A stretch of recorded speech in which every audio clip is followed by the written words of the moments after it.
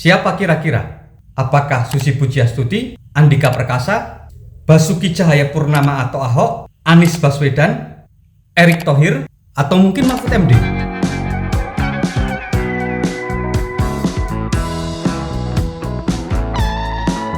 Aku rasa semua fixation dengan anak muda ini hanya untuk mendapatkan suara kita. Tapi sebenarnya tidak ada yang kita berikan sebagai advice, didengar dan dilakukan.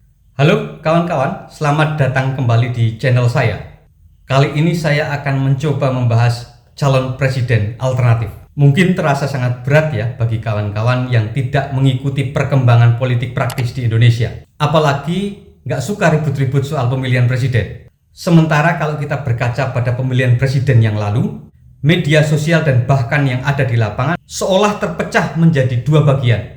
Populer kemudian ada yang menyebutnya sebagai kadrun, buzzer RP, dan sebutan-sebutan lain yang intinya adalah merendahkan, mengejek, bahkan membuli pilihan orang lain. Ya, meskipun ada yang tidak suka terkait dengan hal-hal seperti itu, karena mungkin dianggap akan menimbulkan perpecahan, tetapi mau tidak mau kita akan tetap disuguhi oleh proses pemilihan presiden.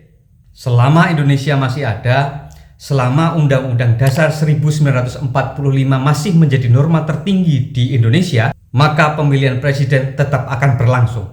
Oke, sebelumnya jangan lupa untuk tekan tombol lonceng alias subscribe.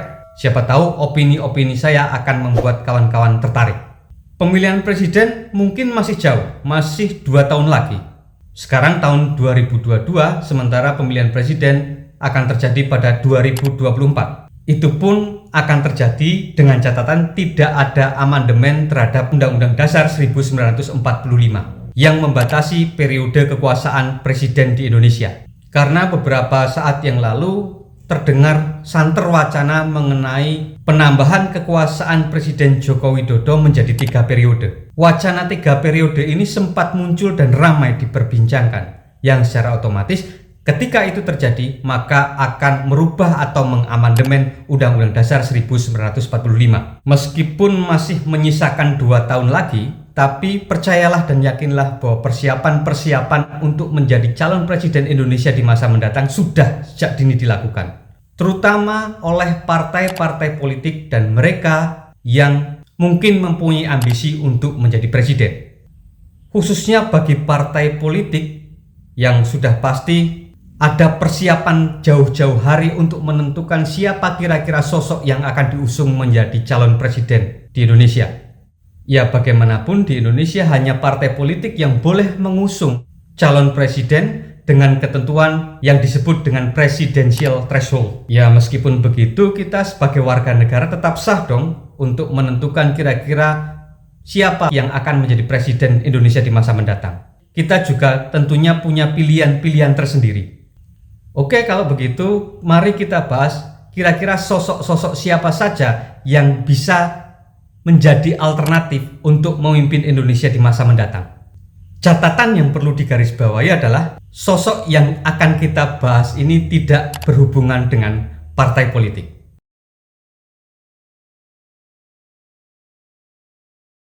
Pertama, kita akan bahas seorang perempuan bernama Susi Pujiastuti. Wanita ini merupakan pengusaha sukses. Kalau kita mendengar nama penerbangan Susi Air, langsung terhubung ke wanita kelahiran 15 Januari 1965 ini. Lahir di Pangandaran, Jawa Barat, Susi Pujiastuti adalah mantan Menteri Kelautan dan Perikanan pada Kabinet Kerja 2014-2019. Sosoknya unik. Meskipun keunikan ini tidak mampu menyenangkan semua orang. Yang namanya unik pasti menimbulkan pro kontra. Misalkan ia punya tato, pernah ketahuan merokok misalnya, dan tidak suka pada hal-hal yang sifatnya formal. Saat menjadi menteri, sama-sama kita ketahui bahwa Susi Pujiastuti ini sosok yang tegas terutama soal menjaga kedaulatan kelautan di Indonesia. Kinerjanya juga banyak dipuji dan dikenal sebagai orang yang bekerja keras.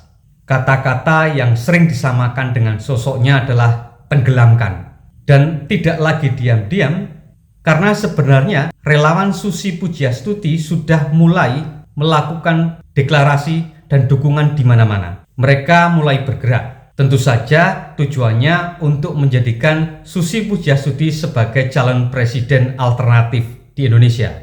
Relawan yang tergabung dalam Kopi Susi mulai gencar melakukan sosialisasi di beberapa daerah. Ini menjadi salah satu bukti kuat bahwa Susi Pujiastuti mulai mendapatkan perhatian. Dukungan kepada wanita ini terus bermunculan. Sosok kedua adalah Andhika Perkasa. Ia adalah Panglima TNI yang menjabat sejak tahun 2021. Tentu saja ia mempunyai latar belakang militer. Dengan pangkat saat ini adalah jenderal. Ia adalah menantu dari mantan Kepala Badan Intelijen Nasional atau BIN Hendro Priyono. Mungkin akan muncul pertanyaan, kenapa orang dengan latar belakang militer masuk menjadi calon presiden alternatif? Mari kita lihat sejarah politik praktis di Indonesia. Secara historis, orang dengan latar belakang militer selalu diperhitungkan. Sebut saja beberapa nama. Misalnya ada nama Tri Sutrisno, Hendro Priyono, Wiranto, Susilo Bambang Yudhoyono yang pernah menjabat sebagai presiden, Prabowo, Muldoko, atau Edi Rahmayadi yang sekarang menjabat sebagai gubernur Sumatera Utara. Dan yang tak lupa disebut yang sekarang masih aktif mendampingi Joko Widodo adalah Luhut Binsar Panjaitan. Oke, mari kita kembali ke sosok Andhika Perkasa. Kalau kita baca dan lihat di media mengenai pemberitaan sosok ini, ia merupakan simbolisasi dari militer yang mempunyai latar belakang akademik dan dianggap sebagai sosok pembaharu di lingkungan ini, di lingkungan militer. Simak saja bagaimana pada suatu saat ia memperbolehkan mereka yang dianggap sebagai anak keturunan Partai Komunis Indonesia atau PKI untuk menjadi anggota TNI. Ini adalah sebuah hal yang sangat-sangat baru di lingkungan militer di Indonesia. Setelah sebelumnya hal-hal seperti ini dianggap haram ada di Tentara Nasional Indonesia atau TNI. Andhika Perkasa ini bisa dijadikan calon alternatif seandainya nanti partai politik tidak menemukan jalan tengah siapa yang layak untuk dijadikan calon presiden. Dan sepertinya di masa mendatang, Andhika Perkasa akan menjadi calon kuat salah satu menteri di pemerintahan selanjutnya.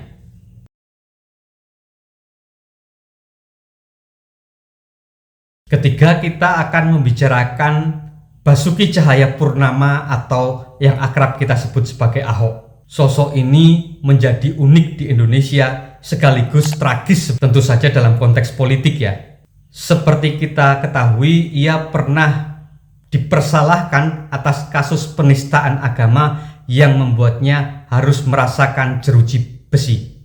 Kasus penistaan agama bagaimanapun adalah kasus yang sangat debatable sebenarnya. Tapi semenjak saat itu relawan Ahok justru semakin masif dan semakin mendukung Ahok sebenarnya. Apalagi selepas ia keluar dari tahanan atas kasus penistaan agama. Ia seringkali dihadap-hadapkan dengan Anies Baswedan. Para pendukungnya, terutama di media sosial, masih sering kedapatan saling berhadap-hadapan.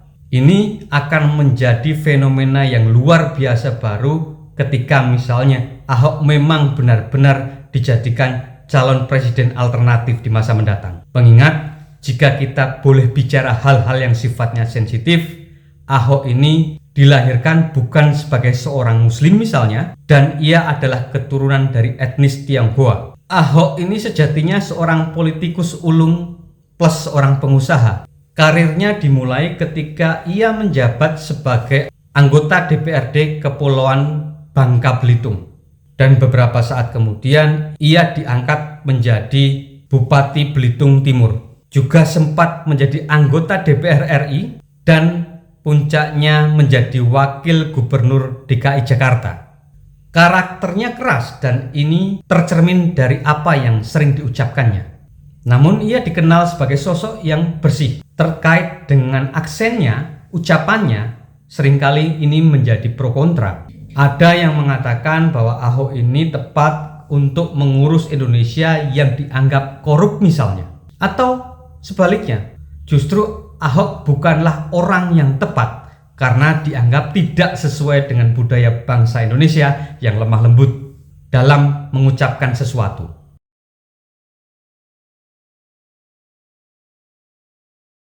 Selanjutnya kita bicara soal Anies Baswedan. Ketika bicara Anies Baswedan, kita tidak bisa melupakan sosok Ahok. Kompetisi politik di antara keduanya dimulai ketika terjadi pemilihan gubernur DKI Jakarta. Apalagi kemudian saat itu Ahok terjerumus dalam kasus penistaan agama. Tapi bagaimanapun harus diakui kalau Anies Baswedan ini adalah sosok politikus yang juga penuh dengan kontroversi. Namanya naik melalui kontroversi-kontroversi. Ia sempat menjadi juru bicara pada saat kampanye pemilihan presiden 2014 untuk pasangan Joko Widodo dan Yusuf Kala. Untuk itu Anies kemudian diangkat menjadi Menteri Pendidikan dan Kebudayaan meskipun pada tahun 2016 ia kemudian diberhentikan. Ada satu momen menarik sebenarnya kalau kita bicara soal Anies Baswedan dan hubungannya dengan Joko Widodo. Pernah pada suatu saat Joko Widodo sebagai presiden waktu itu melarang menterinya untuk bepergian. Tetap ada di Jakarta pada tanggal 25 Juli sampai dengan 29 Juli 2016 dengan alasan rapat paripurna kabinet yang wajib dihadiri oleh semua menteri. Tapi anehnya justru Anies Baswedan tidak mematuhi perintah itu. Pada tanggal 26 Juli 2016, ia justru berada di Sulawesi Selatan untuk menghadiri acara Palang Merah Remaja di Kabupaten Pangkep. Acara itu sebenarnya juga dihadiri oleh Wakil Presiden Yusuf Kala.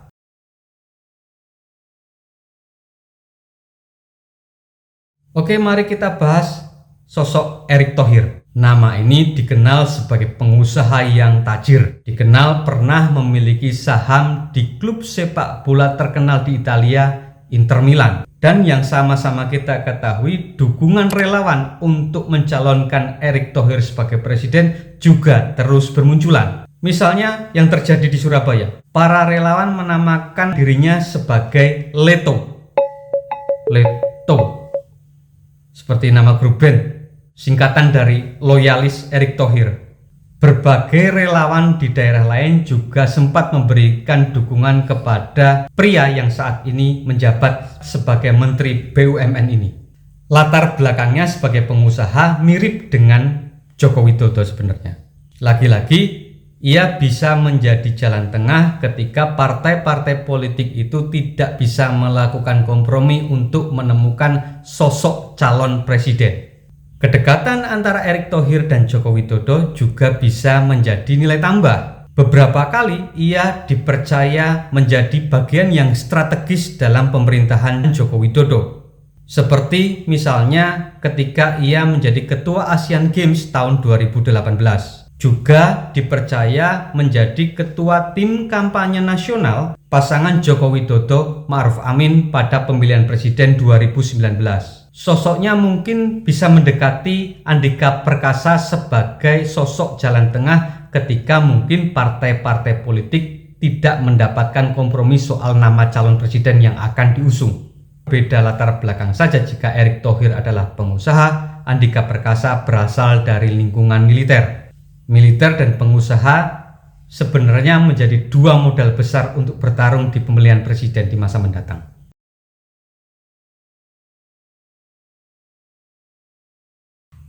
Selanjutnya kita bahas soal Mahfud MD. Politisi sekaligus akademisi ini cukup senior sebenarnya di Indonesia. Beberapa tahun belakangan namanya selalu muncul dan selalu masuk menjadi elit pemerintahan di Indonesia. Mulai pada saat ia menjadi anggota DPR, ketua Mahkamah Konstitusi, hingga menjabat sebagai menteri. Bukan rahasia lagi, Mahfud MD ini mempunyai kedekatan emosional dengan almarhum Gus Dur, mantan Presiden Indonesia. Nama Mahfud MD mulai muncul ke permukaan ketika kemudian didukung oleh Gus Dur. Di pemerintahan yang dipimpin oleh Gus Dur itu, Mahfud MD dipercaya sebagai Menteri Pertahanan. Ini cukup menarik karena pada waktu itu Menteri Pertahanan kemudian dijabat oleh orang yang mempunyai latar belakang sipil, bukan militer. Pada pemilu 2019 yang lalu, ia juga digadang-gadang menjadi pasangan Joko Widodo. Meski kemudian di detik-detik terakhir ternyata nama Ma'ruf Amin yang muncul. Deretan-deretan jabatan yang ia peroleh, yang Mahfud peroleh sebenarnya membuktikan sesuatu, bahwa ia adalah politisi yang ulung. Padahal ia tidak mempunyai modal seperti pengusaha atau mungkin pimpinan partai politik. Ia murni datang dari profesi akademisi.